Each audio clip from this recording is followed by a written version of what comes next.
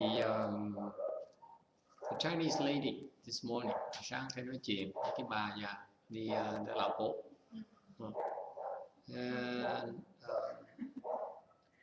The old lady, the neighbor who comes here to the temple, because she's very close. Bà già mà tới chùa thường xuyên, tại vì gần chùa. And she was telling me that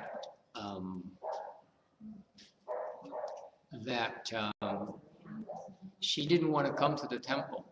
Bà kể cho thầy, bà nói là tôi không muốn tới chùa because she has no money. Bà không có tiền. She says every year she gets about $100. Mỗi năm bà được $100 thôi. And therefore she feels that she doesn't have the right to go to the temple. Bởi vì không dám tới chùa, mắc cỡ. And I said, I was poor just like you too. Thầy nói, thầy kể, thầy nói trước thầy cũng nghèo dễ sợ lắm. And once you become that poor, money doesn't mean anything to you anymore. Khi mà nghèo quá, mình thấy cái tiền bây giờ có ý nghĩa gì. And so she laughed, and she says, actually, the reason she came. Xong bà cười, bà nói là lý do bà đến. Why am I speaking in Vietnamese? No one who needs Vietnamese right now. The reason she comes is because YongHua told her to come. Bà kể, bà nói là lý do bà tới chùa là tại vì Quan Thế Bồ Tát nói bà đến. She was reciting Buddha's name home, and YongHua appears and said, "What are you doing here? Go to the temple, recite the sutras, and recite the Buddha's name there." Thì bà đã ngồi tụng kinh, đọc chú Đại Bi ở nhà. Thì Quan Thế Bồ Tát hiện ra nói là ta làm gì đây? Tới chùa đi, tới chùa để mà tụng kinh niệm Phật đi. That's why she came, and she says that and YongHua told her that don't worry, nói đừng có lo. Bà Quan Thế Bồ Tát nói bà đừng có lo. Because the master will be nice to you. Nói ông thầy đó, ông sẽ tử tế, không sao, đừng có sợ gì hết. And the people will be nice to you. Mấy người ta không có khinh thường bà đâu. Okay, and that's why she came. And then she has an ongoing conversation with YongHua. Bà chuyên môn nói chuyện với Quan Thế Bồ Tát. When that YongHua statue came, cái tượng Quan Thế Bồ Tát nó góc cái gì đó, phải đứng mà nhìn xéo xéo ra. When that statue first came, she went out and she swept the ground and cleaned the statue. Mới tới thì bà từ đường mà tới bà chùi cái tượng cho sạch, xong rồi quét sân quét nhà để thầy nói tại người ta tới ta lại nhiều, mình phải quét cho nó đàng hoàng. And then she says, one day Yin tells me, you know what, lão bố, nó nói là Quan Thế Bồ Tát có nói bà. He says that this temple, there are two young monks that come and give me flowers, incense and bow to me. Hai ông thầy trẻ chỉ chuyên môn tới lại tôi, rồi cúng hương, rồi cúng hoa cho tôi. The other monk, he doesn't bow to me, he doesn't offer flowers to me. Rồi còn mắt lẻo thầy nó, thầy đó hả? Không có lại tôi mà cũng không có cúng hương nữa. So I said, how do you know?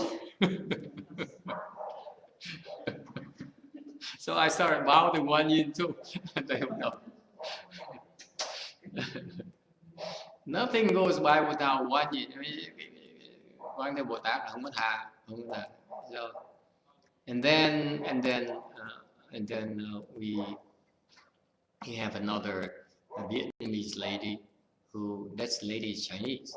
There's a Vietnamese lady who comes here on Sundays only, and she Sunday morning and she recites the Buddha's name, the sutra. Chủ nhật sáng Nhật tới đây niệm tụng kinh niệm Phật thôi. And then she would meditate for 20 minutes rồi mắt niệm 20 phút, 15 20 phút. And she says and she says YongHua floating in the altar. Bà nhắm mắt lại, cô nhắm mắt lại, cô thấy quán Thế Bồ Tát bay đang lượn. So I asked her, why didn't you call me? Why didn't you tell me? I took a picture. Thầy nói, tại sao không gọi thầy ngay lập tức hồi đó để mà thầy chụp cái hình, chụp video để thầy gửi lên đăng YouTube để người ta biết mình cái chùa mình linh dễ sợ. Because this is what most temples do, by the way. They say that they have pictures of One Yin light and One Yin images in it and everything, and that's why people think that we're something special or something. Anyway, so my point here is when you cultivate, one you will come to encourage you. Cái thầy ý sẽ nói là khi quý vị tu hành thì Quán Thế Bồ Tát sẽ tới giúp quý vị, khuyến khích quý vị. Okay. I think you also saw One Yin or something like that as well. Miriam, như cô này cũng thấy Quán Thế Bồ Tát luôn nữa. Only to my students. I học trò thì mới thấy thôi. Yes. Can you tell us what happened? This is during the 4G, right? Yeah, I was meditating on 4G. Yeah, 4G. Yeah, and I saw a woman with a white dress and many children bowing to her. Yeah. Many children. Was Joseph among them or no? No, Joseph doesn't bow to One Yin. One Yin what? One Yin who? And I thought that, I say to me, it's just my imagination. But yeah, it's just a hallucination. Yeah. But later I was reading the page and chapter that someone else saw the same woman. It's white. Chapter, what do you mean? Later what? I don't understand. Someone else saw the same woman. The same woman? Yeah. One day. Someone write in the page that saw the woman. You saw that woman? I don't understand. Someone else. Oh! I mean, like you listen to someone else said that saw it, and then you say, you realize One Yin. Yeah. I see.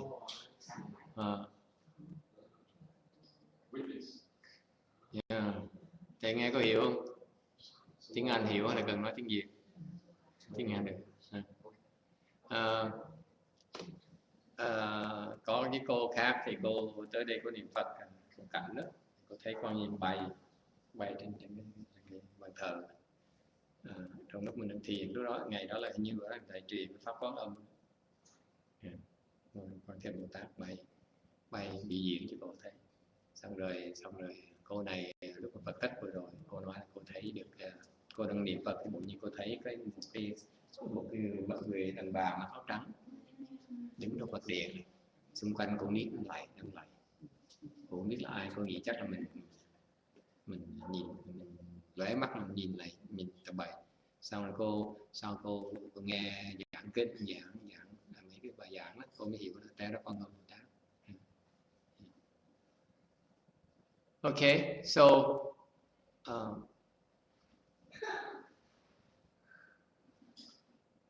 when you cultivate, okay, when you cultivate you sincerely cultivate the Buddhas and Bodhisattvas are mindful of you, and they come and help you, your cultivation, and support your cultivation. Khi mà quý vị thành tâm mà tu hành thì Quán Thế Bồ Tát và những Phật Bồ Tát sẽ đến giúp đỡ cho quý vị, hỗ trì cho quý vị và khuyến khích quý vị tu. And that's a nice thing about the cultivation. Cái tu hành nó đặc biệt cái chỗ đó. It's very nice about it because the reason that people become they lose sight of the importance of cultivation. Lý do là những người xuất gia như thầy quên cái tầm quan trọng của tu hành, lo chạy theo cái danh lợi không, tại vì họ không có hiểu được là Mình chỉ cần tu thôi, because it says these people don't understand that what's most important is to cultivate, just cultivate, and things will take care of themselves. Chỉ cần tu thôi, không cần phải lo lắng gì. My entire career as a monk, I don't worry about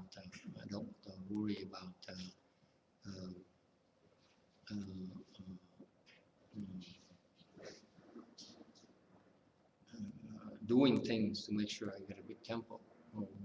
Đời tu hành thì bây giờ như vậy, trước giờ như vậy, không có nghĩ không cần làm gì đặc biệt để mình xây cái chùa lớn. If it comes, it comes. It doesn't come, it's okay too. Nó tới thì tới, không tới thì không sao. Mình cũng là tu. If it comes, I cultivate in a big temple. It doesn't come, I cultivate in a small temple. And there's no difference. Tới thì mình cũng vậy, không tới mình cũng vậy. There's no difference. Okay, I told you, as I said, the nature of the ego is that it will want something different. It will contradict itself. It's always unhappy. Okay. Thầy mới nói đó, cái cô này nó là cái bản tính của cái bản ngã mình. Khi nào nó cũng không vừa lòng. Có thì không thì nó không có thì nó đòi thêm, không có thì đòi cho có. Okay. When it doesn't have it, it asks for it.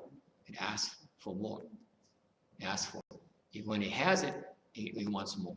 So that's the nature of the ego. Cái bản ngã mình như vậy. This is why we suffer so much. Bởi vì chúng ta khổ sở vì vậy. We suffer because of the ego. Chúng ta khổ sở vì còn cái bản ngã. As long as you still have an ego, you suffer. No two ways about it. Còn bản ngã là còn khổ. Okay, so that's why Master YongHua says, you endure suffering, then you end suffering. Bởi vì ngài YongHua mới nói, câu thầy thích cái câu như sao là nhẫn khổ thì liễu khổ. Okay, the only way to end suffering is to endure. You cannot avoid it. You cannot deny it. Thế cái khổ mà mình không dám nhìn nó, thế cái khổ mà bỏ chạy, cái khổ mà tránh, mình sẽ không bao giờ liệu được cái khổ. Okay, so that's why we do things, very fundamental things like we meditate and we face the fear of pain. Bởi vì chúng ta tham dự cái thiền thất này, và như làm cái gì? Dự thiền thất này để dám nhìn tới cái sợ đau của mình. Okay, we face that fear of pain. Mình sợ đau.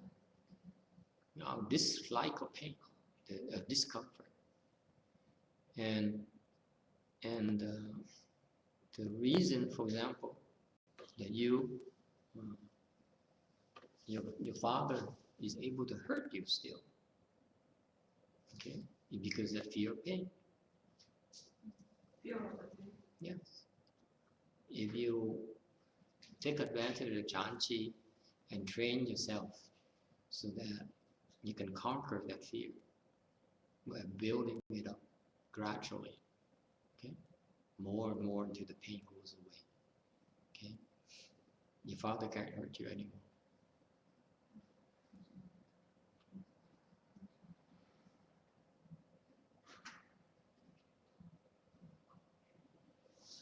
Okay, any question? Ai thắc mắc gì không?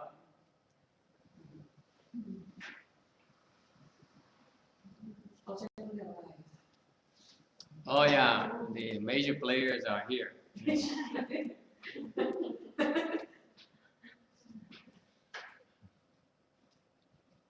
Yes. I remember we talked about the difference between the natures. Your mind and your nature is different. So what's the difference between your ego and your mind?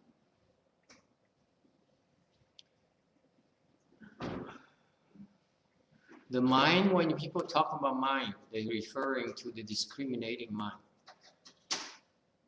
Câu hỏi tâm với là cái bản ngã nó khác nhau chỗ nào? Khi mà nói cái tâm thì người ta nói về cái tâm, thường người ta dùng cái chữ tâm để chỉ cái tâm phân biệt.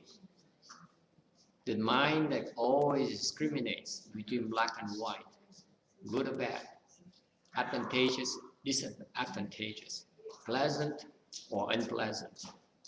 Okay? Gain and loss. Okay? That is the mind, discriminating mind. It's as soon as you start thinking, that's when you discriminate. It's non-stop discrimination. Cái tâm đó, cái tâm phân biệt nó không có ngừng, không bao giờ nó ngừng. From morning till evening, it keeps on discriminating. Cứ phân biệt hoài. Okay? So that's the mind. But when you talk about the ego is something else. The ego is not the discriminating mind. Cái ngã không phải là cái tâm phân biệt. It is an entity by itself. Cái đó là một cái thức khác. Okay, it's the seventh consciousness. The discriminating mind is actually the sixth consciousness. Thực ra là cái tâm phân biệt là cái thức thứ sáu, và cái bản ngã là thức thứ bảy. The sixth consciousness is a discriminating mind, and the seventh consciousness is the ego itself. That's why they're two separate things. Okay? In order to get to the ego, you have to stop discriminating. Cách tu là như vậy. Cách tu là cái gì muốn giết bản ngã thì quý vị phải bắt đầu bằng cách ngừng phân biệt.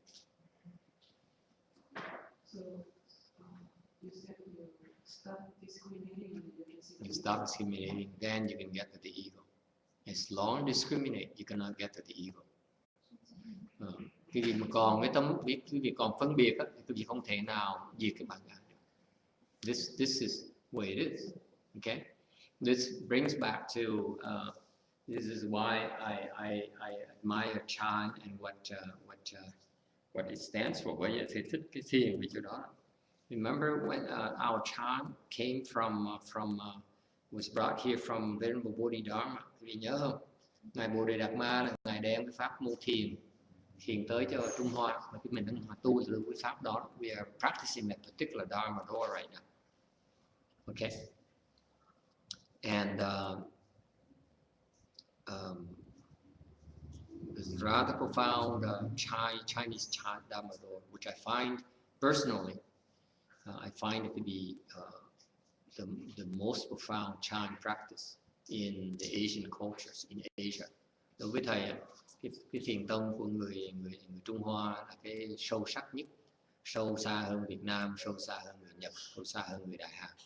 It's more profound than the Vietnamese, profound than the Korean, profound than the Japanese even. Okay, that's what, as far as I can tell at this stage. I could be wrong. Okay, don't quote me on that. I just want to tell you there's many reasons why it is very profound. Có nhiều lý do mà cái thiền tông người Trung Hoa rất là thâm sâu. Because it's reflected in the Chinese culture. Tại vì nó phản ảnh lại trong cái văn hóa người Trung Hoa. And it's the same thing. This is why the Japanese culture or Korean culture have certain limitations because it reflects the limitation of the Zen in the understanding of Zen. Nó giống như bên văn hóa người Đại Hàn, người ta có những cái sự lũng củng, thành ra đó là tại vì nó phản ảnh lại cái chiều sâu của pháp môn thiền của trong cái văn hóa của họ. Okay. So anyway, that's a different topic, but what I'm getting at is when Bodhidharma brought Mahayana from India to China, khi mà ngài Bodhidharma dời cái đại thừa, pháp môn đại thừa từ bên Ấn Độ qua Trung Hoa, what happened is that back then in India, Buddhism Mahayana was coming to an end because the externalists were very violent towards the Buddhists. Hồi đó bên Ấn Độ là cái duyên với Phật pháp là hết rồi, tại Tại vì những người ngoại đạo đã bắt đầu tấn công mấy thầy, phá phách những cái chùa. And it's very typical of Mahayana, we don't fight. Theo cái truyền thống của Đại thừa, chúng tôi không có tranh đấu. The other religions, they would pick up arms and fight and defend their territory. Những cái tôn giáo khác, người ta cầm dao, cầm búa, cầm súng, cầm ống để mà bảo vệ cái chùa của mình. Phật giáo mình không có chuyện đó. Okay, we yield, nhường. So that's why Bodhidharma had to bring Mahayana to China. Với ngài Bodhidharma được tổ 27, ngài tổ 27 ra lệnh là phải đem cái Phật giáo qua Trung Quốc. Tại Bodhidharma là tổ thứ 28. So when he brought Mahayana to China, the Chinese already have Mahayana texts. Hồi đó thì lúc mà ngài Bodhidharma mà tới Trung Quốc 3 năm mới tới được. He traveled by boat and by land for about 3 years. Very difficult travel to travel back then. Hồi xưa đi phải 3 năm mới tới được, cực khổ lắm, không dễ đâu. And when he got to China, Bodhidharma was around his 80s already. Hồi mà ngài Bodhidharma mà tới Trung Quốc là ngài có những 80 tuổi rồi. Who says patriarchs have it easy? Mấy cái tổ sư khổ vậy sao? 80 years old, he traveled 2 years just to get to China. 80 tuổi đầu, còn phải đi bộ xa, lặn lội đường xa để mà tới Trung Quốc. Okay, he got there. The Mahayana texts are available. Hồi đó mấy cái sách kinh điển đã dịch ra tiếng Hoa rồi. It had been the text had been available between 200 and 400 years already. Đã sách kinh điển đã có được dịch ra một số rồi, đã hơn khoảng chừng 200 hoặc 400 năm. But what happened is that the Mahayana understanding back then is theoretical. Hồi đó, lúc ngài tới đó thì cái sự hiểu biết về cái Phật pháp nó rất là lý thuyết. People would discuss it. Chúng ta mấy các thầy chỉ bàn luận, đấu thôi, đấu lý với nhau thôi. So they would debate about the principles. Okay. And the better debater would win. Cái người nào mà đấu lý hay hơn người đó thắng thôi. That's about it. It's about argument. Whether you present a better argument, then you win for the day. You win the day. Vì thắng lý một ngày đó là thắng hơn, mà nói khéo hơn thì thắng hơn người ta. So when Bodhidharma came, and there was a very famous Dharma master called Shen Quang. Hồi đó có một cái vị pháp sư rất là nổi tiếng, ngài Thần Quang. He lectured on the sutras. Mỗi lần mà ngài giảng kinh, it would rain heavenly flowers. Ngài giảng hay đến cái độ mà trời nó rơi hoa xuống. Okay. And the gods would come and make offerings. Mấy cái vị thiên thần họ tới, họ hiện ra để cúng dường cho ngài. Giảng hay cái độ như vậy. He was so eloquent. Giảng hay quá đấy. Thành trời phải tới nghe, phải tới cúng dường. So he was lecturing, and was heavily flowers raining down. Ngài đang giảng kinh, thì mà trời nó đang rơi rác hoa rơi xuống. And Bodhidharma happened to be by. Ngài Bodhidharma đi ngang qua. And looked at him. He said, "Can I ask you a question?" Rồi ngài Bodhidharma giơ tay hỏi, bạch thầy, cho tôi hỏi một câu được không? Của hết. Ngài Tần Quang nó được, hỏi đi. He happened to be the best debater as well. Hồi đó ngài cũng là biện luận rất là hay. Ngài biện luận bằng ngài. And Bodhidharma says, "What are you doing?" Bodhidharma mới hỏi, bạch sư phụ làm gì vậy? Đang làm gì vậy? Sống qua sao? Of course, I'm explaining sutras. Don't you know? You black stupid man, barbarian. Because Bodhidharma is black skin. and he has his beard, has, you know, has rough features and so on. Tại ngài Bồ Đạt Ma xấu trai vậy, đen thui nữa. Thành ra cái ông Đền Quang nói đương nhiên ta đi giảng kinh, sao mà khiến ông sao mà quê mùa mà dốt nát dữ vậy, giảng kinh không biết nữa. So Bodhidharma says, what for? Why do you explain sutras? Venerable one. Ngài Bồ Đạt Ma hỏi tiếp, bạch thầy giảng kinh để làm gì vậy? Sẵn Quang says, to end birth and death, to teach all of you how to end birth and death. Thì ngài Thần Quang mới trả lời để dạy quý vị liễu sanh tử. So Bodhidharma asks, excuse me. Ngài Bồ Đề mới gãi đầu hỏi, what you say are words that came from black and white on a piece of paper. Ngài nói những cái chữ, những danh từ nó từ được biên chép trên kinh, trên giấy mực, giấy trắng mực đen. Okay. How does it help me end birth and death? Nó hỏi làm sao mà giúp tôi liễu sanh tử được? So Sẵn Quang couldn't answer. This is recorded in Six Page Sutra by Master Shenhua. Thì như ngài Tiên Hóa ngài kể trong cái lục tổ, cái tổ lục đà, thì ngài Thần Quang cứng họng. Nghe kinh làm sao mà tôi liễu được sanh tử? The question is very simple. If I listen to your lecture, how does it help me end birth and death? Làm sao mà cái lời giảng của thầy giúp tôi liễu sanh tử? Cái gì trong giúp tôi liễu sanh tử? What is it in your explanation? Help me put an end to birth and death. Nhìn ngón tay thấy mặt trăng chứ đâu phải là lấy ngón tay. Thành ra ví dụ giảng đó thì theo cái lời giảng người tự thực hành cũng thấy. So his answer is that it's like a finger pointing to the moon. Don't look at the finger, look at the moon, then you understand. Okay? Hôm nay ông nói thì dân nghĩa là cho các con nghe.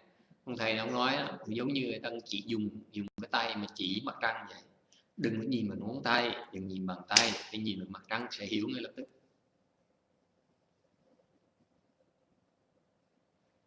So I look at the moon. How does it end? How does it help me end birth and death? Giờ thầy hỏi tiếp. Tại ông thầy không trả lời giùm thầy hỏi tiếp. Hỏi tiếp. Bạch sư phụ. Giờ không nhìn ngón tay, nhìn tới mặt trăng. Nhìn mặt trăng làm sao mà lý được sanh tử thưa thầy?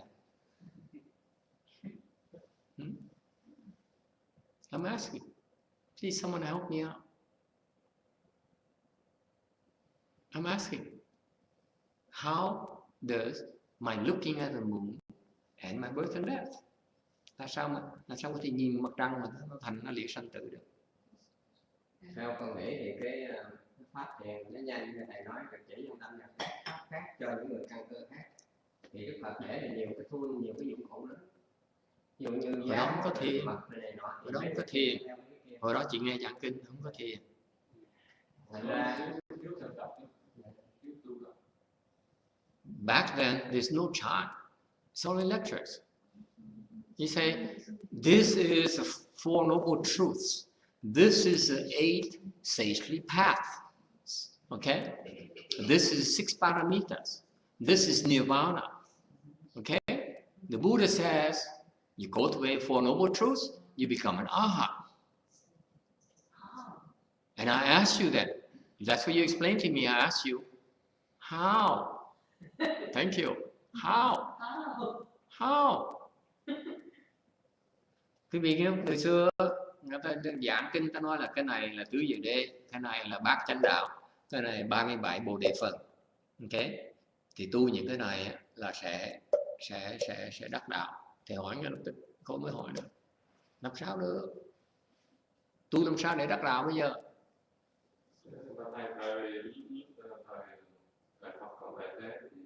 Tất cả những sa môn đều tu tập hết, rồi Phật mới nói tu như thế nào thì người ta tu theo như vậy thì tịnh ngộ đạo.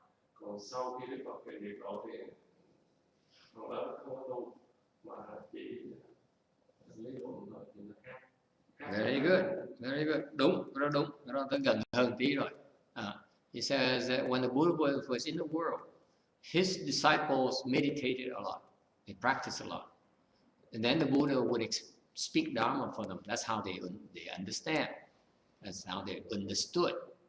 After he left the world, in our Dharma ending age, no one cultivates anymore.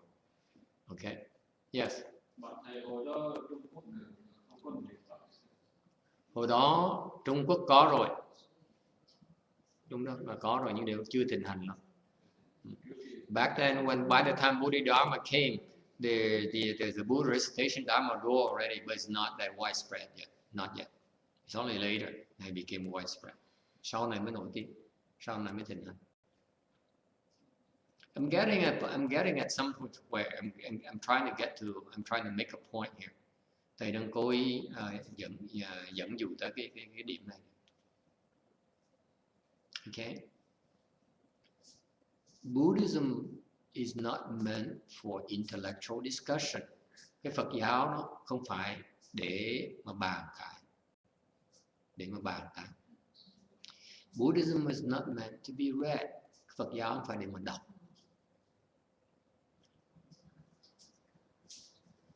Okay. It's not. The reason that Shen Guang could not answer Bodhidharma because I have the exact same question. Tại lúc mà thầy đọc cái phần kinh lục tổ của ngài Tuyên Hóa giảng, okay, thầy tìm cái thầy nói ủa thì như vậy ngài Bodhidharma dạy cái ngài thần quan cái pháp gì để mà ngài liễu được sanh tử? Because from that story from the Sixth Patriarch Sutra, I looked at Venerable YongHua's explanation on what Bodhidharma transmitted to Shen Guang in order for him to end birth and death. Thầy kiếm nó kỹ lắm. I looked at kiếm hồi. And I became very disappointed because there's no description of what is that Bodhidharma taught Shen Guang so that he could end his birth and death. Thầy rất là thất vọng, let me tell you. I was so disappointed because Venerable YongHua never explained what is that Bodhidharma transmitted Shen Guang to help him end birth and death. Never.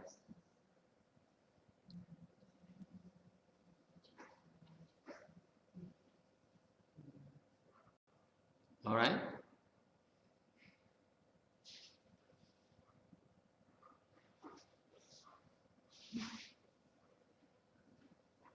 So, what we're getting at is that the process of ending birth and death is not an intellectual process.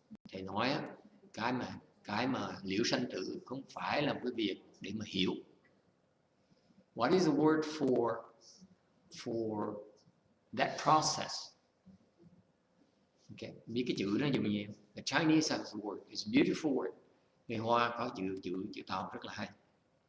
I don't know if the Koreans would have a similar kind of word, but the Chinese word is "体会."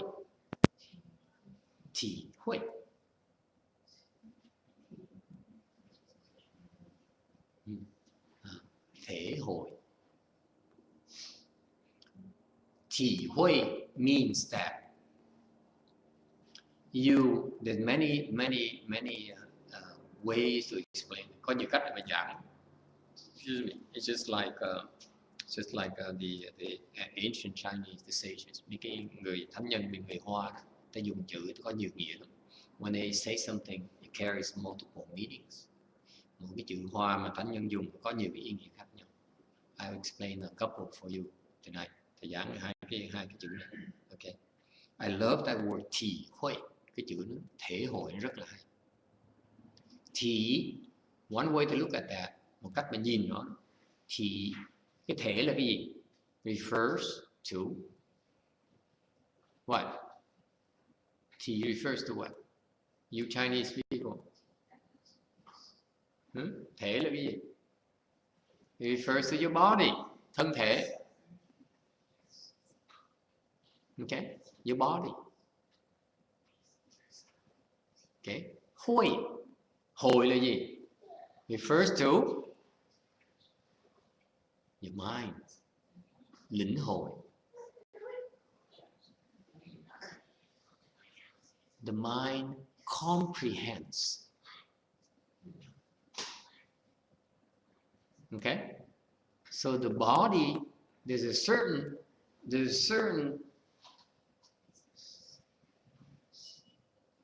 bodily and mental change. Lúc mà quý vị thể hội được cái lời dạy đó, thể hội được cái pháp mà liễu sanh tử, thì lúc đó cái cơ thể vị và cái óc quý vị nó đổi.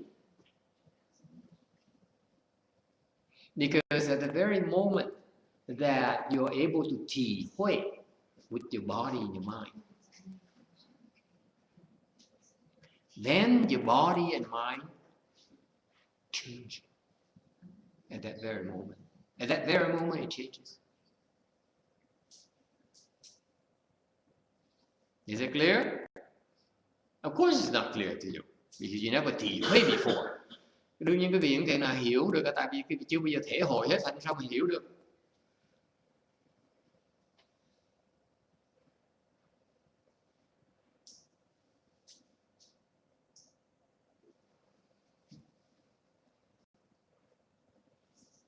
Trì huệ. There is a physical, chemical, intellectual change in you. Ngay lúc đó có một sự biến đổi về cái cơ thể, về cái tâm linh của mình. Ngay lúc đó mới gọi là thể hội được. That's why you call it trì huệ.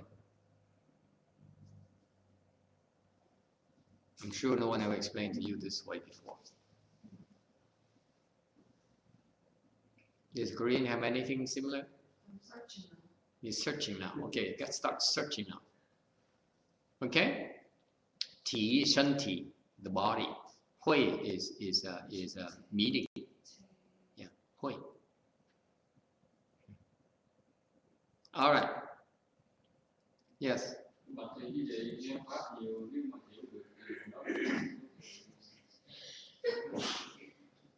Để thầy giảng tiếp nghe. Another way to look at it, another aspect of the same words, một cái khía cạnh khác của cái chữ thể hội là sao? Thì refers to thứ nhì, ý nghĩa thứ nhì, second meaning. Okay, in another angle of that same word, that same phenomenon is that thì, okay, refers to substance. Substance. Cái thể này á, là cái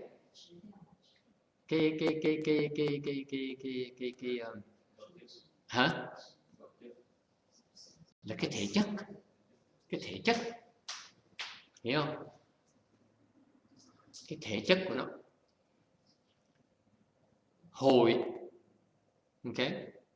Hội, whereas huệ, okay, is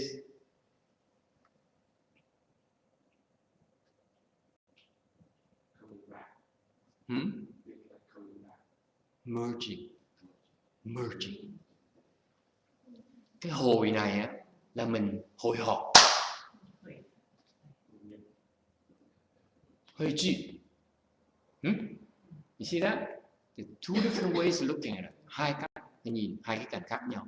Nó rất là quan trọng. This is why when you listen to Dharma, you trì huệ tạo. Khi người ta nói thể hội được cái thâm ý, you trì huệ tạo, you trì huệ the profound meaning. Okay, that's what happens. Something happens. Lúc mà quý vị nghe pháp mà thể hội được, chỉ một chuyện nó xảy ra. You know, guess what happens? It's not pointing at the moon. That's baloney. If you ask me, it's baloney. I don't like the moon analogy. The moon analogy is designed for a certain group of people, not for you idiots. Wisdom, the truth.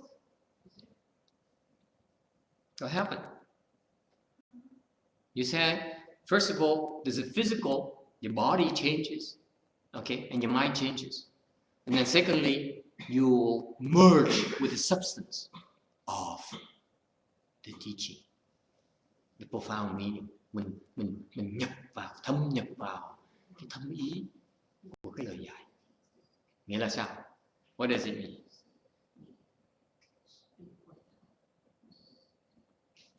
Sao nhỉ? Tuệ à? Sao nhỉ? Nghĩa là sao? What does it mean?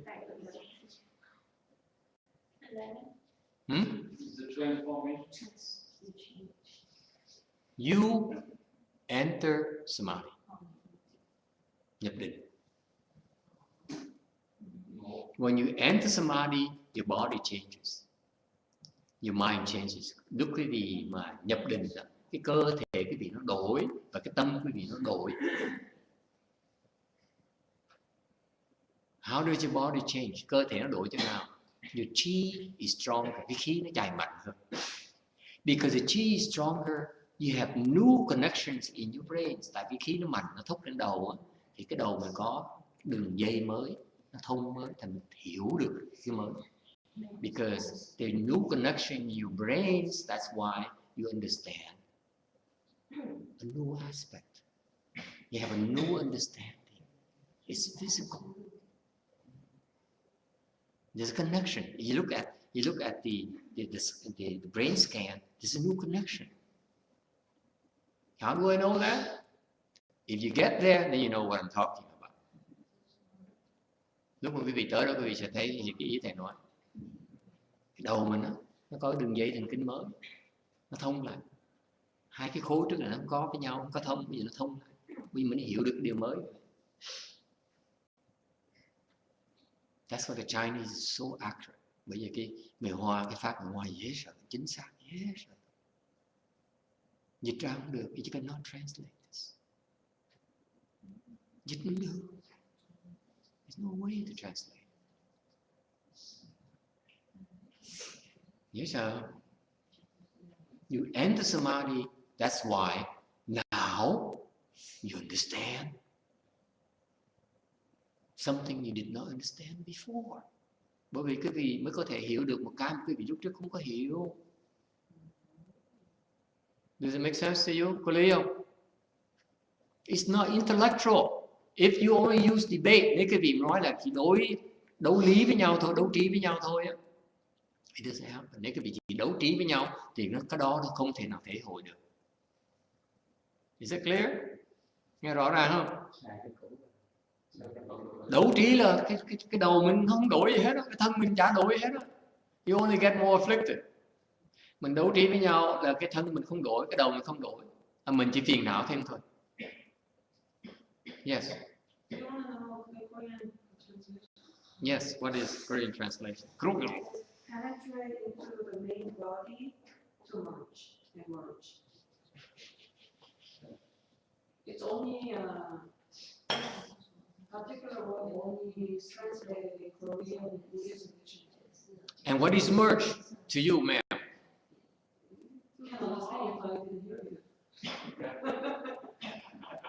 But it sounds similar, penetrate. Isn't it fascinating? No, it's the same. That's exactly what it is. You know, I never read that. I just thought of it today. It's exactly the same thing. I never looked it up.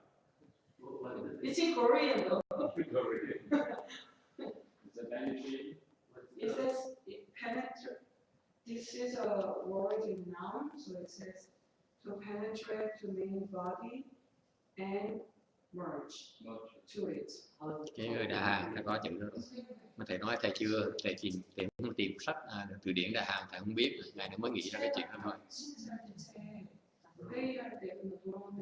Okay, since you know already, ma'am, since the Koreans are so advanced already, người Đà Hàn cao mình quá, mình thua. Would you mind telling me, Miss Korea, what does merge mean? Nếu như vậy thầy hỏi cái cô Đà Hàn này, cái chữ mà thâm nhập là cái gì? What does it mean? I need to look at It's in Chinese word. I don't know. 汇聚是吗？汇聚是什么？领会。What does it mean? hội là cái gì? Hội nghĩa là sao? What does it mean? This is critical. This is critical. Merge. It's becoming same substance. That's right. You merge with the substance. Very good. Và mình nhập vào cái thể chất của nó. Mình nó là một. We one and the same as a substance. What does it mean? Nghĩa là sao? No discrimination.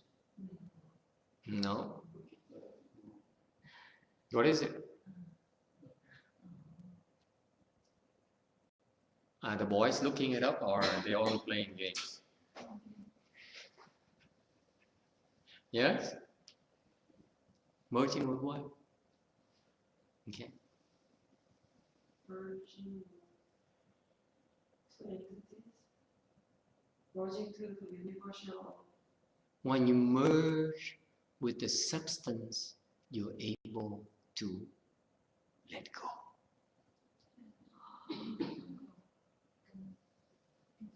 Khi quý vị có thể thâm nhập vào cái thể chất nó rồi, thì khi lúc đó có thể xả. Mình xả cái xương của mình. Không. Lúc đó mình bỗng nhiên mình thấy mình không thèm ăn. Bỗng nhiên mình thấy bây giờ mình xuất gia được rồi. Hoặc là bây giờ mình có thể cho chiếc xe được rồi. Okay.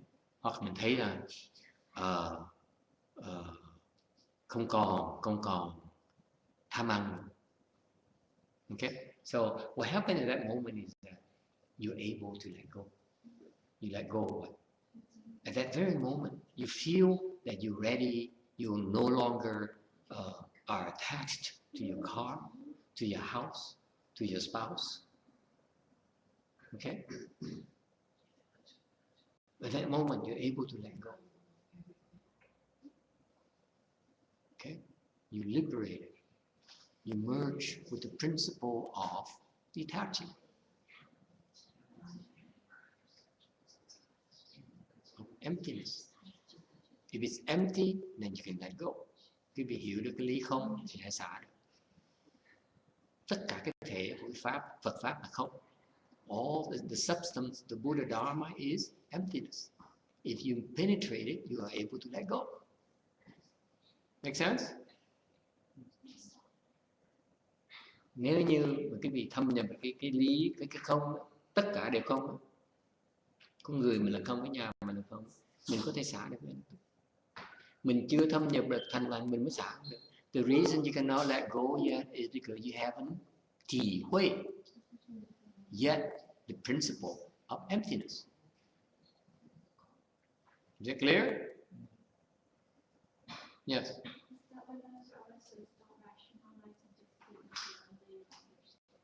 That's right. Don't rationalize. No need to rationalize. Anh thầy nói đừng có suy nghĩ, đừng có ngồi đó mà đắn đo. Okay. Hỏi là có lý là không có lý, đúng là không đúng. Nếu mà nó đúng lúc đó quý vị biết ngay lập tức, chứ còn ngồi suy nghĩ nó chả có lợi. Nếu suy nghĩ là bàn luôn, biện luôn. Because when you think, when you try to reflect and justify, rationalize it, then you are engaging in discrimination and in intellectual discrimination. Whereas if you get it right away. Does it make sense to you? Either you get it at that moment, you don't. Lúc đó cái vị hoặc là thể hội hoặc là không thể hội. You don't need to do anything. Is that clear? You don't need to do anything. Không cần làm gì hết. You only listen. You are able to trì huệ, then you trì huệ. You're not able to trì huệ. Tough luck. Listen again. Nên lúc đó quý vị nghe chỉ cần lúc mình hiểu được mình hiểu nói lúc đó thôi. Mình không có hiểu thì ráng mà chịu. Nghe lại thôi. That is why you listen to the good words over and over again. Bởi vậy quý vị phải cần nghe cái giáo, cái chánh pháp, nghe lui, nghe tới, nghe lui. Don't think you know everything already. Đừng có nói là đừng nghĩ là tôi nghe cái này cái gì lạ đâu, tôi nghe đó biết bao nhiêu mấy chục lần rồi. Cái tâm mà mới nghĩ như vậy là chết. If your mind says, oh, I heard this before. Geez, this is the third time now. This is the fifth time now. It doesn't have anything new. Then you still haven't got it yet. Vì vẫn chưa hiểu được như vậy. Có lý không? Yeah? Yeah. Isn't that fascinating? This is why Venerable Dharma says, I will teach you a way to Ti Hui. My teaching. Ngài Bồ Đề Đạt Ma mới dạy Ngài Thần Quang. Bây giờ thầy sẽ dạy cho con, tôi sẽ dạy cho ông một cái cách để mới thể hội được cái lời dạy của tôi, lời giảng của tôi. Is it clear? And that's what Chan is about. Đó là cái thiền. The teaching of Chan is designed to help you Ti Hui the principles. Thiền là một cái phương pháp để giúp quý vị thâm nhập được cái lời dạy của Như Lai. So now we kneel instead of sit. So now we all kneel instead of sit. No, not necessarily. That's why if you only read sutras and read books, it's very difficult to Ti Hui. Thành ra nếu quý vị chỉ đọc sách thôi, rất khó mà thể hội được. There's some rare instances where you will. Có nhiều trường hợp đặc biệt quý vị sẽ thể hội được. Điều đa số những người mà chuyên môn đi nghiên cứu sách, người ta không thể hội. But the majority of the people who research like worldly pursuits, like what does this author say? Người ta nói là cái ông tác giả ông nói gì, ông tác giả kia nói gì, cái đó không phải là thể hội được. Còn không phải cái phương pháp để thể hội. It's not the proper method to Ti Hui the meaning. You comparing, you are researching, you're doing intellectual discussion by this research. Dễ sợ không? Chỉ ngồi nghe thôi. You only listen. Is it clear? It just goes against everything that you learned in colleges and you go to school to pay money for. You want to understand. And Mahayana is nothing to understand. You just listen. Quý vị đi học là phải bỏ tiền ra để trả cái lớp học. Thành mình muốn hiểu. Còn với Phật Pháp mình không cần trả tiền, mình quý vị chỉ ngồi nghe thôi. Nó sẽ thể hội được. Còn rồi hiểu là chết.有问题吗 Any questions? Yes. 我觉得这个体会跟就是上次的那个印心的那4句直指人心。那么这样子的时候，它的道理一直指到人的心的深处去。对，是不是有这样子的观点呢？对，是这样子。那就是这种的方法是这样子。And that's refers to earlier when we talked about the Chan school where we directly point to the mind. Exactly it. Okay, I give you an example. Để cho quý vị cái ví dụ. I recently have a talk with one of my students. Thì có mới nói chuyện một người học trò. Has been 3 years now. Học với thầy 3 năm rồi. And I said, you know, forgive me because I'm about to say something that not pleasant. Thầy nói thì trước hết là thầy xin lỗi. Thầy sắp nói một cái câu nói mà cô muốn nghe đâu. I don't think you want to hear this because so I started talking to her and I said this is the way you operate. Thì nói cách cô làm cái thói cô là như vậy. And I know, I understand why you have such habit. Thì nói tôi biết tại sao cô có cái thói như vậy. But you know, that's anti-child. Để như vậy nó đi ngược lại cái thiền tông.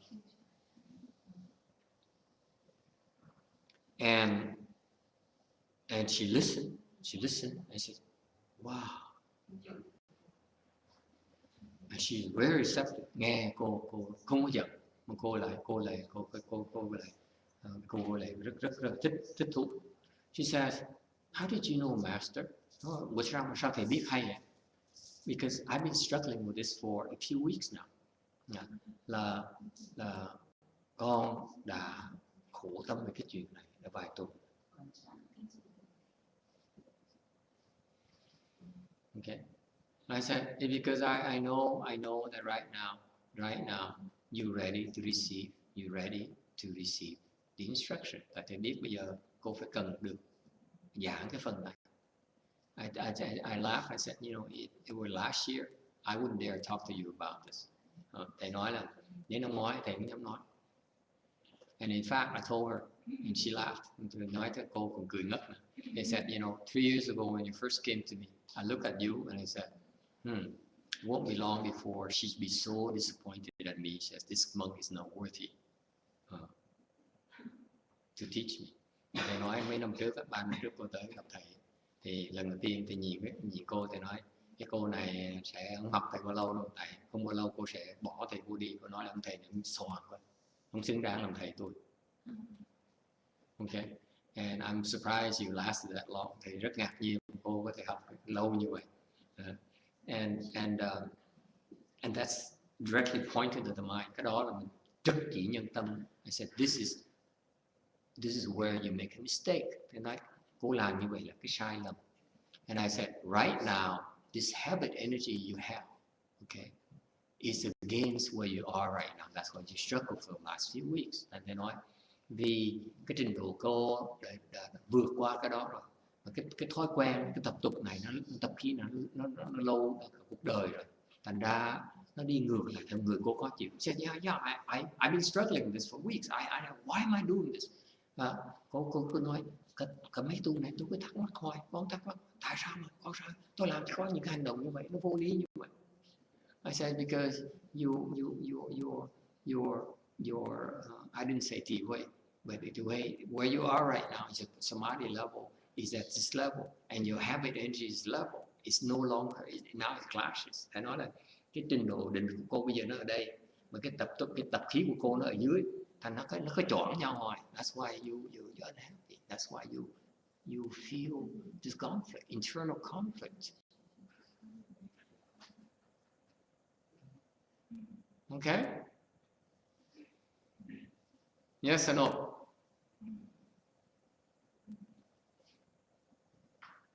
Questions? Anh thắc mắc gì không? Hey, the hour is up. Hết giờ rồi. Fantastic. Hey. Có người hỏi. Yes.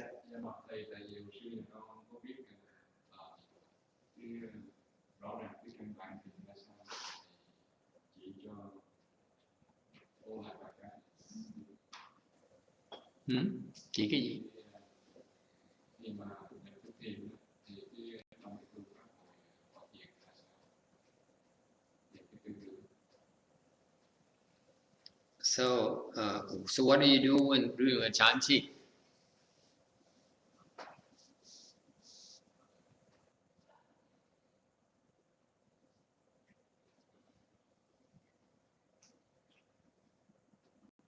You suffer.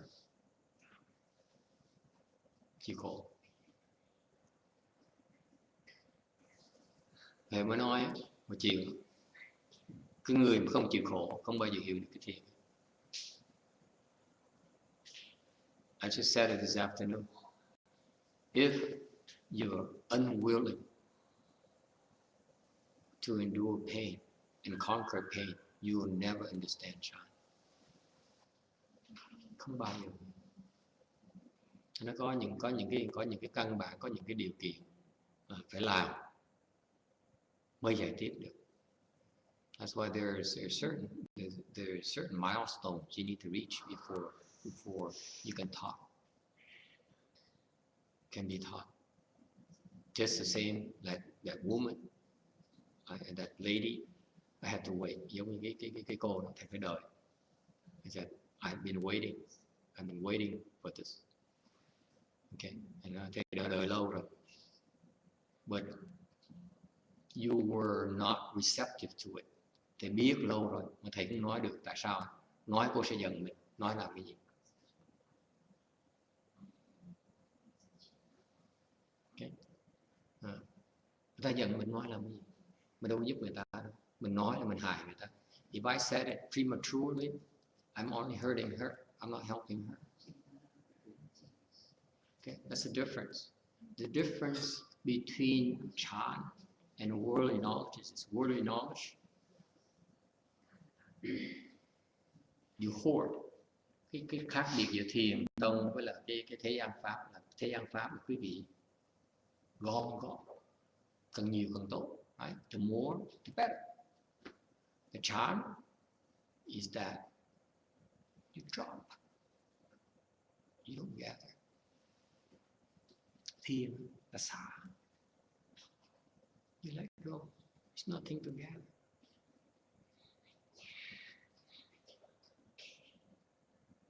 Does it make sense, Mireya? When you sit there and endure the leg pain and go through all these different states, you learn to let go of your attachments. That's when you understand Chan. It's a natural process of looking at your attachments and letting go and laughing at them. Why am I so petty? Why do I insist on feeling good? Right? How petty can you be? Can you always feel good all the time? You can't. But yet, in the back of your mind, I want to feel good. I want to win. Okay? I don't want pain. It's nonsense. Your life is full of pain, whether you like it or not. Okay? Rejecting pain is not serving your cause. Wrong approach. Thành ra, tại sao cái vị đừng nhìn mình tại sao có nói là tại sao mình tìm cái sung sướng, mình tránh cái khổ. Okay? Mình sợ cái khó khăn. Nó vô lý vậy sợ. Nhất mấy người ta nhiều người nhìn thấy là nơi này thì sợ khổ vậy, sợ đau đớn. Thế nó cuộc đời ông là đau đớn rồi còn sợ làm cái gì nữa. Nhìn lui tới cả đời từ sáng tới tối tôi thấy ông đau đớn không mà tôi không dám nói nữa. Sợ làm cái gì? Mình đã đau đớn rồi sợ làm cái gì nữa? Mình đang đau đớn, sợ nó làm cái gì? Sợ đâu có hết đau đớn đâu. Mà không biết, dễ sợ nhưng vẫn chạy là tôi không muốn cái đau đớn. Mình đang đau đớn mà nói tôi sợ. Đã đau đớn còn sợ cái gì nữa? Hơi trễ rồi. Sợ trước khi nó đau thì còn có lý. Nó đau rồi sợ không thèm sợ nữa. Đúng không? It makes sense for you to feel pain before you experience pain. But now you're experiencing pain already. Why are you afraid of it? I don't get it. You're in pain already. Why are you afraid of it? Damn it. Master, I don't think it's afraid of it. It's like you're rejecting it. It's just too painful. It's like you're afraid of it.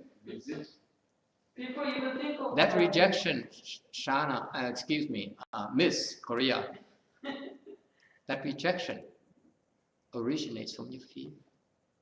You don't even see that, do you?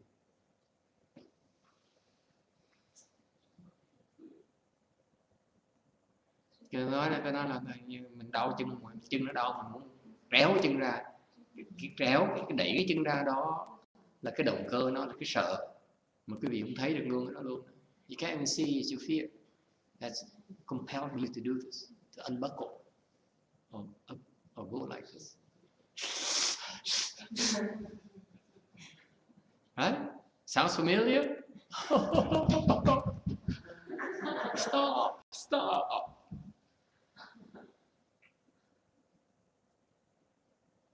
How does it help?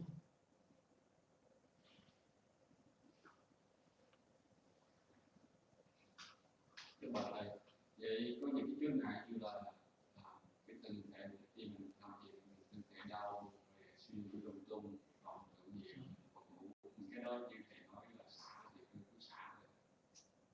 Khi mình chịu đựng cái đau, ngồi thiền chịu đựng đau từ sáng tới tối, tự động đầu nó trống, kinh hoàng như vậy, không cần suy nghĩ nữa, không cần biết tại sao, tự động nó sẽ trống. Tại cái việc chịu làm thôi. Đó là cái bí mật của thiền tông. Dạy cái phương pháp tới đó, cái độ hiểu hỏi. Có độ hiểu không? Thầy phải dạy con cái cách để con làm. Ta dạy rồi mới, thầy phải dạy con cách. Thầy phải dạy con chứ con không biết làm nữa.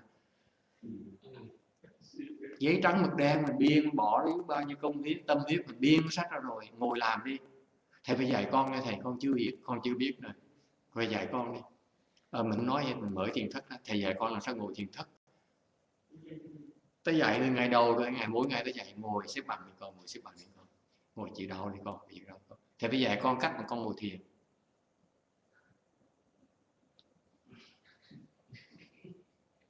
I hear all the time. Người nào tới cũng hỏi thầy chừng đó thôi. You know the only one. Cái ông này là người duy nhất mà hỏi thầy cái chuyện đó. Okay? He's not the only one. He says, I'm new to this. I don't know how to do the Chan Chi. Please teach me how to do the Chan Chi. I don't get it. I said, how many times do I have to tell you? My reply has always been, bear the pain. Sit through it. And new people will come and say, Master, I love your Chan Chi. Please teach me how to do Chan Chi. I say, sit through it. And every single person asked me the same question over and over again. So I said, I'm fed up with this. Okay, I'm going to write a book. Spell it out for them. This is Chan. Bear the pain. Conquer the pain. And guess what? Master, I read your book already. Please teach me how to do Chan. You know why? You biết tại sao? Because no one else teaches it like that. Except for my late master. Tại sao như vậy? Tại không ai dạy như vậy nữa. Thành cái vị đâu có tin được. Trừ sư phụ thầy thôi, không ai dạy như vậy. Ai cũng né. Everyone, all the meditation teachers right now tiptoes around the pain issue. Ai cũng đi, cũng né. Push your foot around the pain issue. Ai cũng né cái đau. Ok? Mà cái bí mật của thiền tông phải nhìn cái đau. Thầy nói đó, quý vị không nhìn cái đau không thể nào hiểu được. I repeat for your sake again, for the umpteenth time today. If you are not willing to look and face your pain, and if you continue to run away from it, you will never understand Chan. Vì không thể nào mà hiểu được thiền. Không cần biết thầy quý vị là ai. Không care who you are. Có một ông thầy mà nói tôi ngồi được 5 tiếng. There's some meditative teachers who says I can sit for 5 hours. You know, I sit for 5 hours. Can you? I can't. Thầy đâu ngồi được 5 giờ đâu. Okay? My students can, but I can't. Học trò thầy ngồi được mà thầy ngồi không được. Okay? And some others says I sit for 8 hours. Người khác nói là mày có biết không? Tao ngồi được 8 tiếng đồng hồ rồi. He said, wow, you're so nice.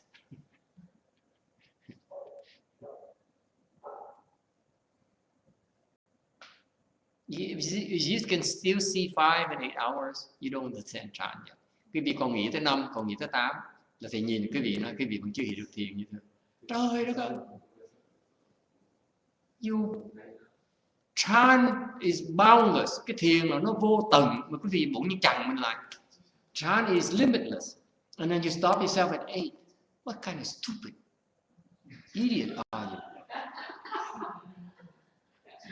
Huh? Keep going. Keep going. Don't stop. Keep going. Don't complain. Okay? Don't say enough suffering today. Đừng có nói ngày hôm nay đủ khổ đủ rồi. Right, Ruchi? Tôi. Explain that to Ruchi, please. 受苦够了，今天受苦够了。没有够。没有啊。See, it's right there. It's so fundamental. If you're not willing to endure and face it, you cannot be taught. Không chịu làm nó dạy không được. It's nothing I can do about it. Cái nó hoài mà không chịu làm thì cũng chịu thôi. So every year I say, okay, we have a chanchi, and this year we do it differently. We eat better, we sleep better, we have more fun. And by the way, you're supposed to endure a little pain, you know, more than last year. It's the same message, but you guys don't get it. Năm nào thầy nói chừng đó thôi, nhận cái đau đi con, nhận cái đau với con. Năm nay mình ăn ngon hơn, mình ngủ ngon hơn, mình vui hơn tí. Nhưng đều phải nhận cái đau nghe con. Người nào cũng tới, thầy ơi, thầy dạy cho con thiền. Thế ok, thầy dạy cho con thiền, con đừng có lo, thầy hứa thầy dạy cho con thiền.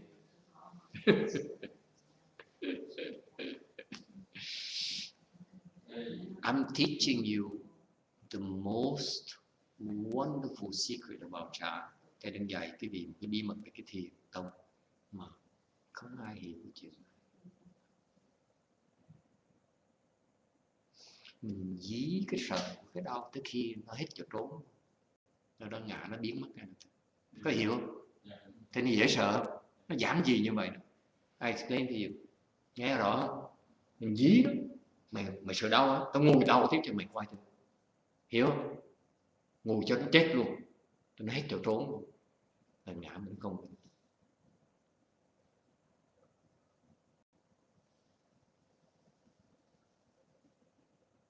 Hiểu chưa? Nếu mà làm không được.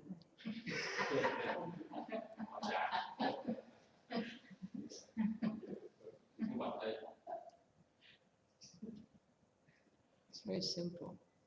You face your pain.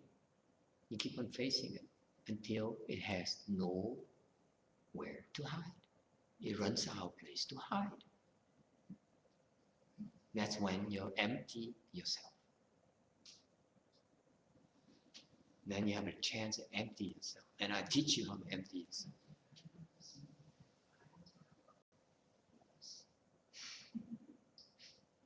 Bây giờ mà nó không được, tôi làm được.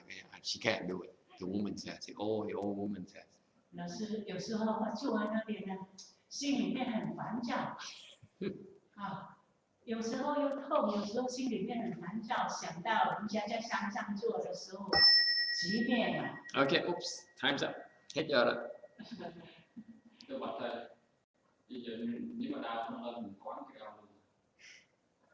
Không có quán gì hết, cứ ngồi chừng đau vậy. Suy nghĩ nhìn nhỏ chứ mình suy nghĩ. Oh my God, why me? Nhưng đừng có hiểu. Ok, ông này dễ sợ thì ông đòi hiểu cho được. He insists, he says, so I got it. He says, I got it. I体会到 the meaning of this. So every time it hurts, I contemplate the pain. I said, no. It's nothing to face. You just bear it. Chỉ chịu đựng nữa thôi. Chỉ chịu đựng. Nó không đau mình cũng chịu đựng, mà có đau mình cũng ngồi, không đau mình cũng ngồi, mình cần biết. It doesn't hurt, we still sit. It hurts, you still sit. Don't sit there and say, how come I don't have any pain? You just keep on sitting until the master tells you otherwise.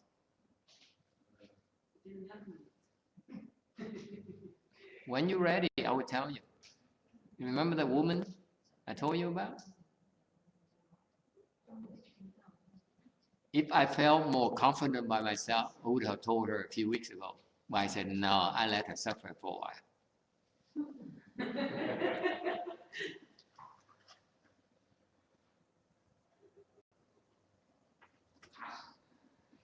You cannot tell. The teacher can tell, but you cannot tell. Thành cái vị thấy không? Như cái bà đó thầy nói kệ nó. Nếu mà thiệt sự đó mà thầy có tự tin, thầy đã nói là mấy tuần trước thầy đã nói bả rồi, khổ rồi. Như thế mấy tuần trước thầy cũng dám nói, tại nó sợ cổ cắn mình ngã cổ cắn, tại là mình nói vậy để cô khổ vài tuần thì mình nói nó dễ hơn.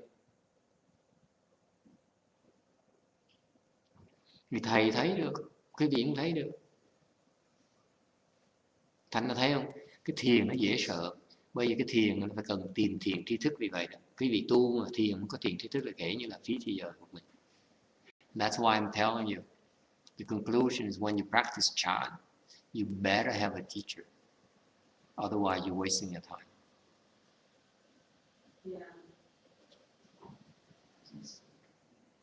You better have a teacher. Có người thầy. Chẳng thôi mình nhìn ra, nhìn không thấy được. That's why I keep on telling you. They stick by the masters. After they come enlightened, they still stick by the masters. Mấy thiền sư đó, giác ngộ rồi, cũng ngồi ôm chân thầy như thế, không chịu bỏ đi. Dễ sợ. Whereas, ngược lại, Ngài Tiên Hóa mà khi gặp Ngài Hư Vân, when Master YongHua saw Master Xu Yun, Master Xu Yun says, Rủ sư. Thì Ngài Hư Vân mới nói là như thị. You are thus, I am thus. Okay. Master YongHua thank him and said, goodbye. Thì Ngài Tiên Hóa nói, cảm ơn thầy, đòi bỏ đi. Because he knew he was better than Master Xu Yun. Tại hôm đó Ngài Tiên Hóa đã biết mình giỏi hơn Ngài Hư Vân. Ông thầy mới có thể nhận được cái sức ông thầy, nhận được cái ông mà mới chứng mình biết ông ở chỗ nào. Thì độ Ngài Tiên Hóa dễ sợ. Nhìn Ngài he can recognize what Master Xu Yun was. That's why he says, no, I'm not sticking around. Okay? I'm not sticking around. Goodbye. Does it make sense to you?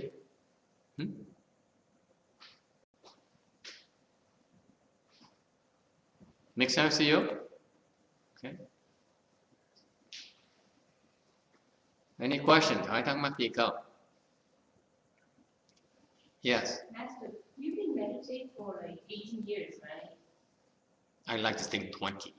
20, okay. Give me a little bit of credit. But you still experience pain? Like a few days ago, but you kind of showed us the pain, but it's different kind of pain, like a message that you're getting. When you were saying that you're bad, it's different kind of pain, right? That you know that. How many different kinds of pain are there, Nancy? No. What I'm saying is. Do you know something I don't? Cô hỏi thầy là thầy thiền thầy còn đau, thầy mấy bữa trước thầy nói thầy còn đau, thầy cô hỏi là cái đau thầy chắc thắt đau của tôi, thầy hỏi ngược lại ngay, cô nghĩ cái đau nó có biết bao nhiêu loại thưa cô? Okay. The pain that you cannot bear, but it's a blessing. Oh, by the way, did I tell you look younger? You do look younger. It's nice. Yeah. Cô là trẻ đó, có thấy trẻ đó không? Có thấy không? Oh, the sister can't even tell. Yes. Tại con tiến bộ, tại con trẻ rồi. Khi mình tiến bộ, người mình nó trẻ, dễ sợ. Cái thiền nó dễ sợ. Mình không tiến bộ nữa, mình vẫn như trước rồi, không gì đổi vậy. Lúc mà thể hồ được một cái, tăng một cái, người nó đổi. Cái cơ thể nó đổi, cái tâm nó đổi. Your body changes and your mind changes. All because that I've been here and you taught me something that nobody ever taught me. I like to think so. Absolutely. Okay, so what's the question again? No, because you were saying pain because we knew here that I'm still learning to bear the pain, and you say to bear the pain. Sometimes I kind of resist it, I would just have to let go. Yeah. But for you've been meditating so long, even I don't know if you ever heard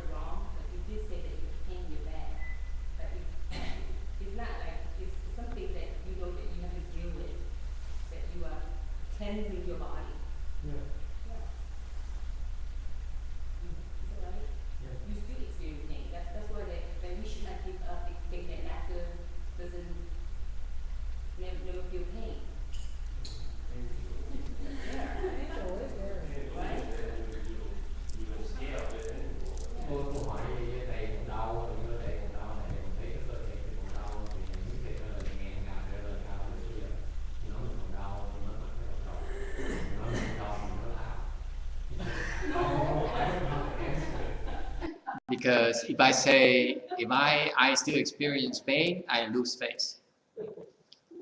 You know, you don't do that, you're a master, by the way. And if I say if I don't experience pain, then I'm lying. So what can I say? Different kind of pain. Yeah, I see. Yes. Including us. I think that your pain, you can bear it. Yes, Shana. When people ask me about time meditation, I was speaking, and as I speak, I almost feel some pain, but I understand this is so fundamental. I think this is so simple that you can't rationalize, and the pain doesn't go away, and you just keep doing it. You know, if you can take 10 minutes or 12 hours, you just come back and do it every day. Let me tell you a little secret about pain. Thì cho quý vị nghe một cái bí mật về cái đau. Pain brings understanding. Cái đau nó đem lại cái biết. The more you bear the pain, the more you understand.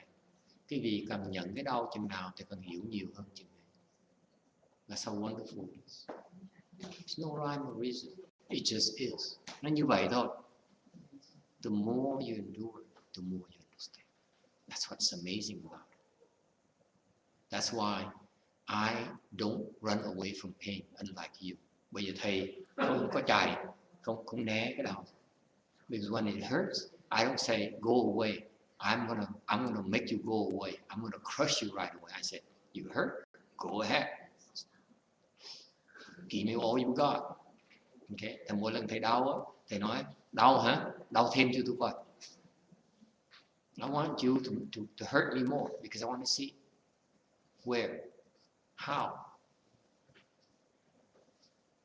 Okay? And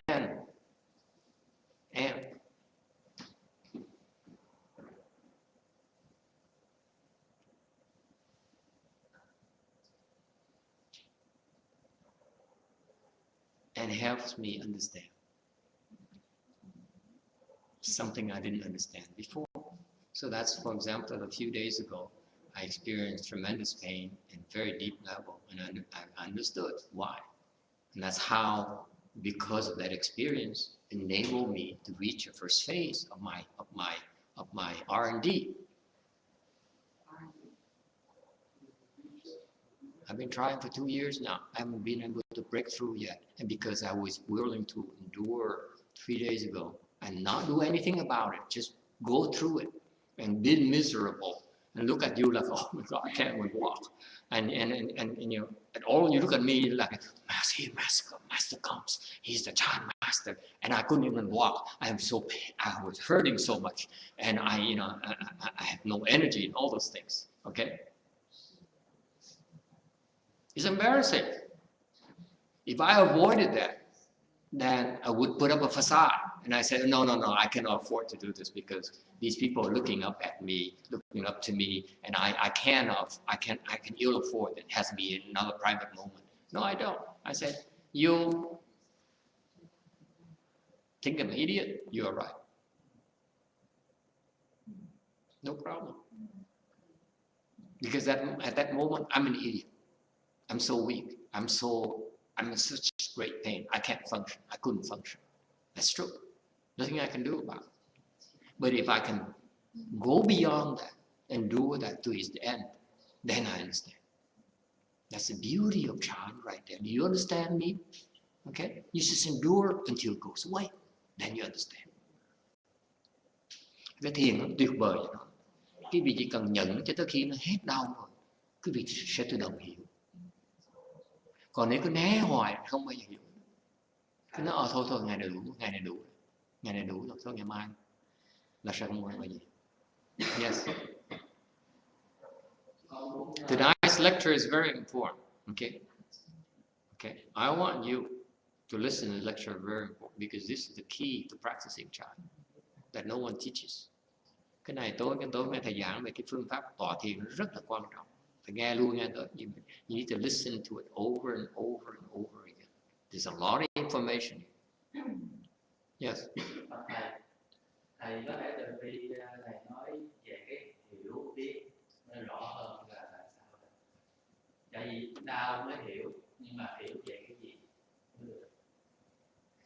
He says, can you elaborate your understanding? What is the understanding? He says, can you give me more of that understanding you got? I give it to you, you won't be able to understand. I understand. You cannot understand. Okay? Okay, he says, you know, well, a lot of people would like to know what you understand. What I understand, okay, is not something you can possibly comprehend. Cái mà thầy hiểu đó, quý vị không thể nào hiểu nổi. Không cách nào quý vị hiểu nổi. Ngồi cái chuyện mà thầy nói, quý vị ngồi nhận cái đau không, quý vị chưa hiểu nữa. Muốn nhiều nói cái chuyện thầy hiểu được.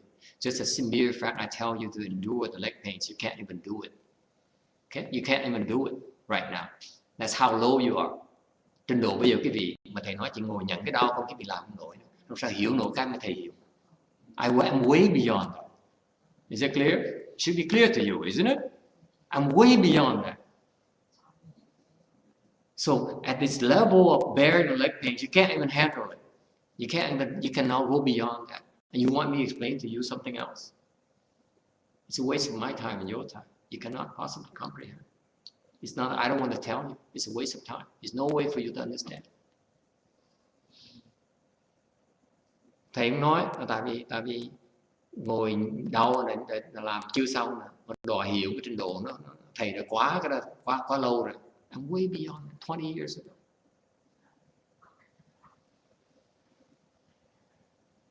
Hai mươi năm trước là thầy đã không sợ. Bây giờ quý vị còn sợ mà đòi hiểu cái hiểu. 20 years ago, I'm way beyond pain already. See how much I understood for 20 years. Quý vị tưởng tượng 20 năm thầy hiểu biết bao nhiêu chuyện.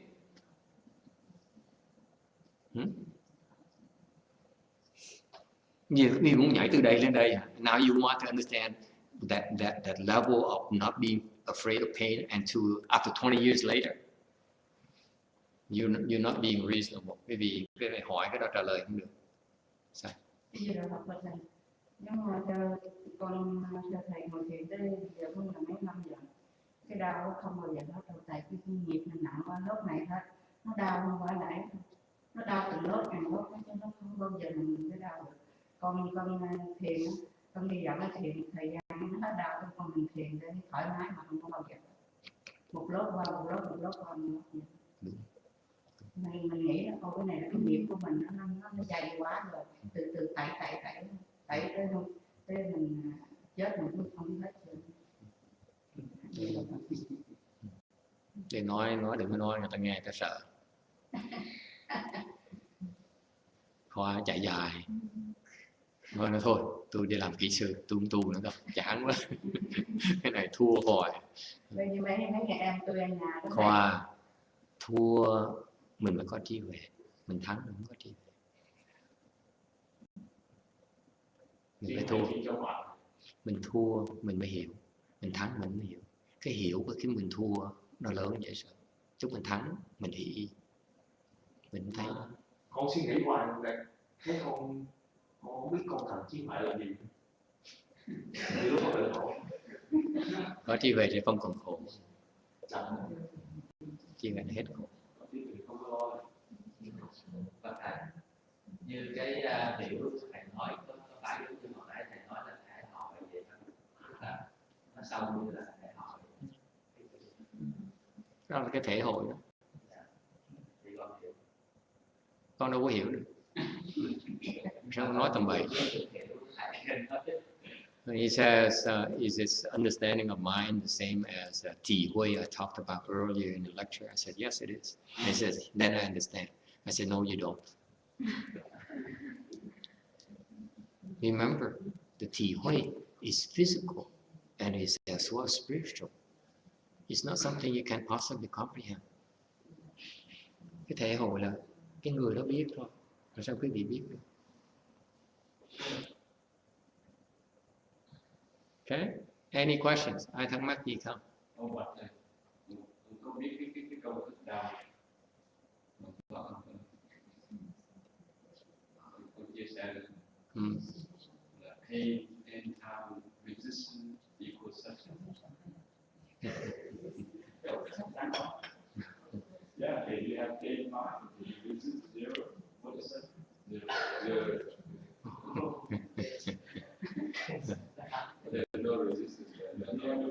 Khổ là đau qua thời gian.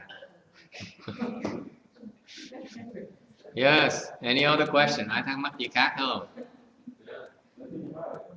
Yes.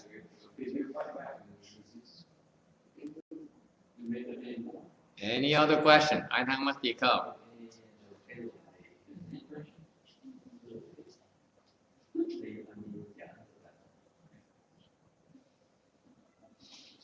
So you see, that's why it comes back to the point where that the chant is wonderful, because the mere fact you participating, you're getting so many benefits out of it, more than you can ever imagine. Vậy cái pháp thiền thất nó tuyệt vời vậy đó.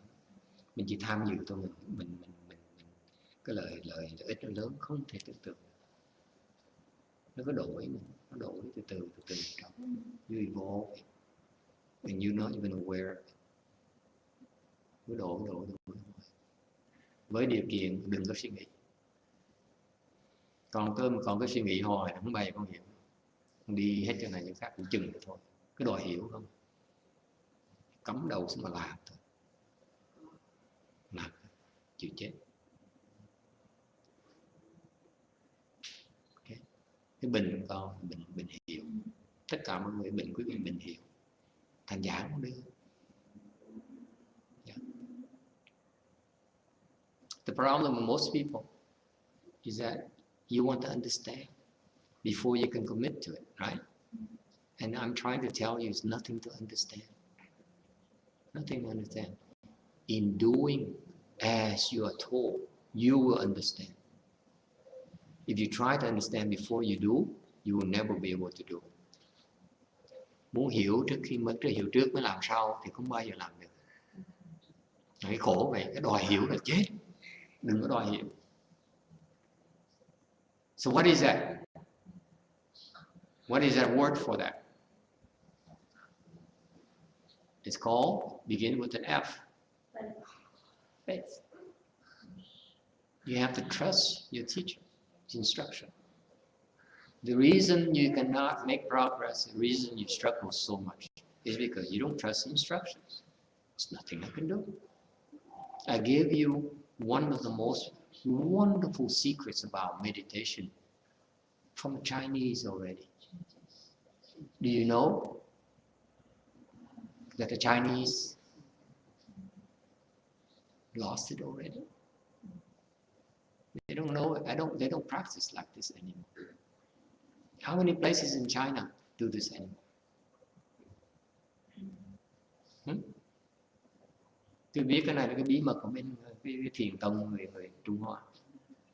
Có bao nhiêu chỗ bên thiền người Trung Hoa làm như vậy?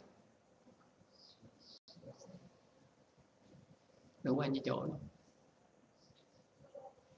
Okay. They lost it.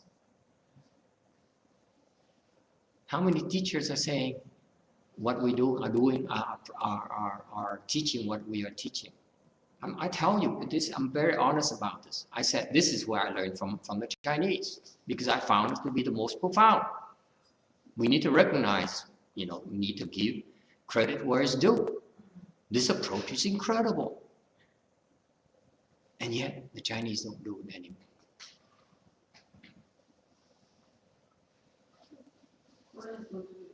The Koreans don't do it. They say half lotus is fine. Yeah. Everyone, including my master's temples, by the way, they say half lotus is fine. I'm the only one who says it's fine for now. We'll go for full lotus. And don't be afraid of the pain. They don't even bring up the word pain. No one brings up the word pain anymore. No one.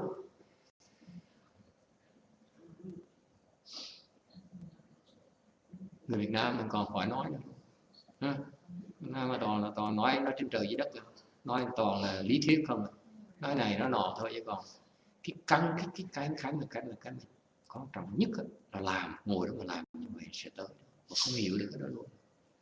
Không thấy không được, đã không làm mà sao mà thấy được không được nữa. Thế như thầy nói cái gì sau 20 năm thầy vẫn làm, mỗi ngày thầy vẫn làm như vậy mới thấy hiểu.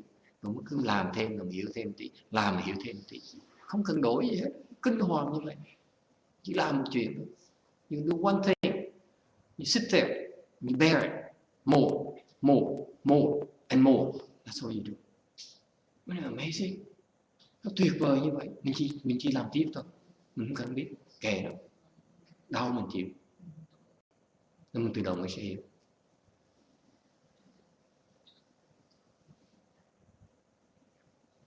What do you understand? You understand how to end your suffering. Mình hiểu cách để mà liễu cái khổ của mình.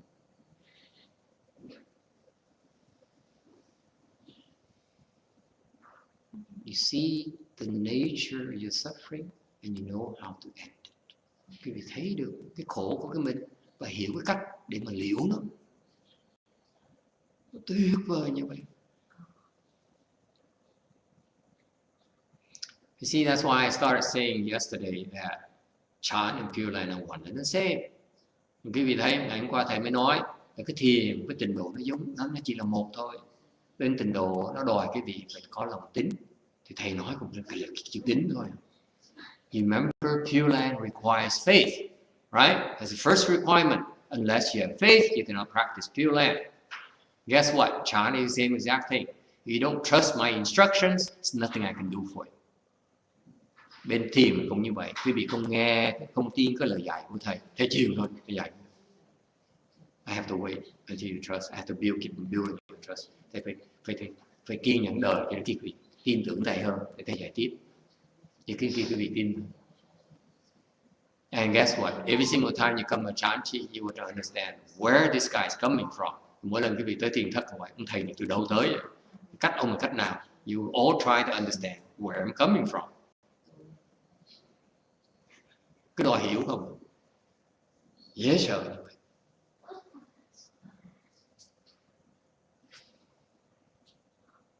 Make sense? Questions? Thành ra, this is why the chant people says, we chant, we don't do Pure Land. Pure Land is inferior. Only because they don't understand chant yet. Người ta có nhiều người nói, tôi là thiền, tôi không làm trình độ. Tại sao vậy? Tại trình độ trình độ thấp. Thầy xin lỗi, thầy nói, cái người nói câu đó, cái người vẫn chưa hiểu thiền, mới dám nói cái câu như vậy.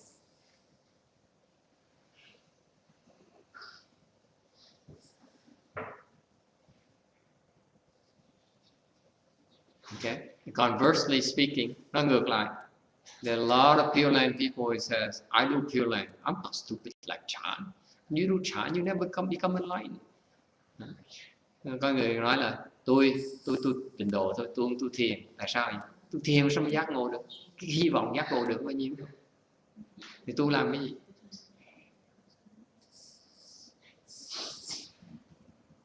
If you practice Chan, you can recite the Buddha's name better. Much better. Cái vị luyện thiền thì cái vị sẽ niệm Phật hay hơn nhiều. Because it's the same thing. Nó cũng là một thôi. Why is that? Do it and you see. Tại sao vậy? Làm sẽ thấy. You don't trust me, it's nothing I can do. Nói mà không tin thầy cũng chịu thôi. Yes.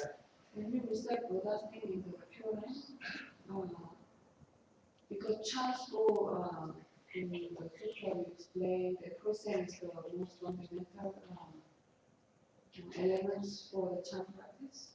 What? In this book, use the precepts of the most fundamental elements for chant practice. Yes. Is the Pure Land the same, the precepts of the fundamental? Absolutely. It's no different. The same exact thing. We should don't spell it out, that's all. Sách Kinh Di Giáo thầy nói là cái thiền tông là cái căn bản của thiền tông là giới. Thì cô hỏi là cái trình độ tông có phải như vậy? Nó cũng y chắc như vậy, không khác. Mình không nói là thôi. Nó cũng phải như vậy. It's the same exact thing. The explanation may come in a different form, different timing, cái căn bản nó cũng chừng đó thôi. Để mình giảng nhiều khi lúc sớm hơn hoặc trễ hơn, hoặc là cái hình dạng nó khác nhau, thì nó cũng chừng đó thôi. It depends on your inclination. We teach you different. Tùy cái căn cơ cái vị dạy cái vị khác một tí thôi. Okay. Any other questions? Anh thắc mắc gì khác không?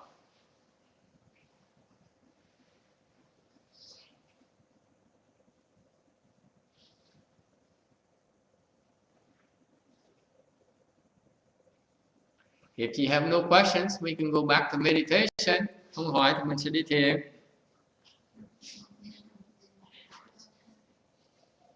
Yes? Are you happy?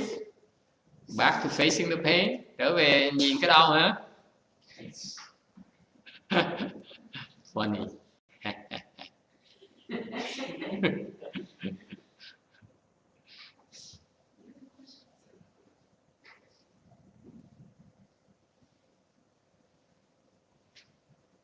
Okay, then we end it here, and we get up and circumambulate a little bit to restore your blood circulation.